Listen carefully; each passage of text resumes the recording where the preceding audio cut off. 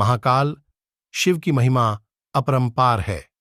उन्हें प्रसन्न करने के लिए किसी खास प्रयास या पूजा पाठ की जरूरत नहीं होती, बल्कि सच्ची श्रद्धा और पूरे मन से किया गया प्रयास आपको भोलेनाथ की कृपा का पात्र बना सकता है। शायद यही वजह है कि अपने भक्तों के लिए महाकाल ने काल तक को भस्म कर दिया था। ऐसी ही एक कथा मिलती है हमारे धार्मिक ग्रंथों में, जिसे हम आपके साथ शेयर कर रहे हैं। मान्यता है कि भक्तों का चरित्र पढ़ने और सुनने से भोलेनाथ की असीम कृपा और पुण्य की प्राप्ति होती है। तो आइए जानते हैं। लेकिन उससे पहले दोस्तों, अगर आप मेरे चैनल पर नए हो तो कृपया चैनल को लाइक, सब्सक्राइब कीजिए और बेल आइकॉन को प्रेस करना ना भूलें। भक्त के प्रति महाकाल की अगाध आस्था की जिस कहानी का हम जिक्र कर रहे हैं, वह स्वयं भगवान कार्तिकेय ने संतों को सुनाई थी। इसके अनुसार राजा श्वेतकेतु, जो कि भोलेनाथ के परम भक्त थे, उन्होंने काल को भी जीत लिया था।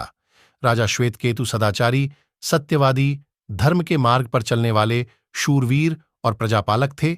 वह अत्यंत ही निष्ठा और प्रेम भाव से प्रजा का पालन और अगाध आस्था और श्रद्धा भाव से शिव भक्ति करते थे। उनके इस भक्ति भाव से महाकाल अत्यंत प्रसन्न थे। एक दिन जब राजा श्वेतकेतु का जीवन काल समाप्त होने को था और वह भोलेनाथ की आराधना में लीन थे, तब चित्रगुप्त ने यमराज से कहा कि राजा श्वेतकेतु की आयु अब पूरी हो चुकी है, अब उनके प्राण हरने का समय है। तब यमराज ने अपने दूतों को आज्ञा दी कि वे जाएं और श्वेतकेतु के प्राण हर लाएं। यमदूत राजा श्वेतकेतु के पास पहुंचे तो वह शिव मंदिर में थे। दूत बाहर ही खड़े हो गए। श्वेतकेतु गहरे ध्यान में थे। बहुत देर हो गई, न श्वेतकेतु का ध्यान टूटा, न यह दूत हिले। दूत बिना अपना काम किए खड़िडिढिए रहे। जब वे वापस नहीं पहुंचे तो यमराज ने विलंब होते देखा तो कालदंड संभाला और खुद चल पड़े।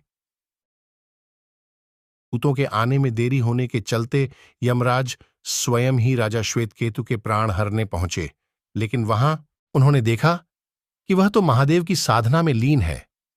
अब तो वह सोच में पड़ गए कि इसके प्राण कैसे हरें। उन्होंने सोचा कि यह अभी पूरी तरह शिव पूजा में डूबा है। इस स्थिति में शिव पूजा का उल्लंघन नहीं किया जा सकता। तब वह भी बाहर ही खड़े हो गए। उधर जैसे ही काल को इसकी सूचना मिली तो उन्होंने तलवार निकाली और शिव मंदिर में जा घुसे। काल ने देखा कि राजा श्वेतकेतु अभी भी भगवान शिव के सामने बैठे ध्यान मग्न हैं।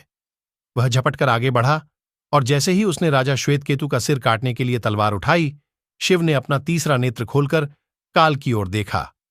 भोलेनाथ का तीसरा नेत्र खुलते ही काल वहीं जलकर भस्म हो गया। थोड़ी देर बाद जब राजा श्वेतकेतु का ध्यान टूटा, उन्होंने अपनी आंखें खोलीं तो राख में बदल चुके काल को देखा। उन्हें चिंता हुई कि यह कौन है और क्या है।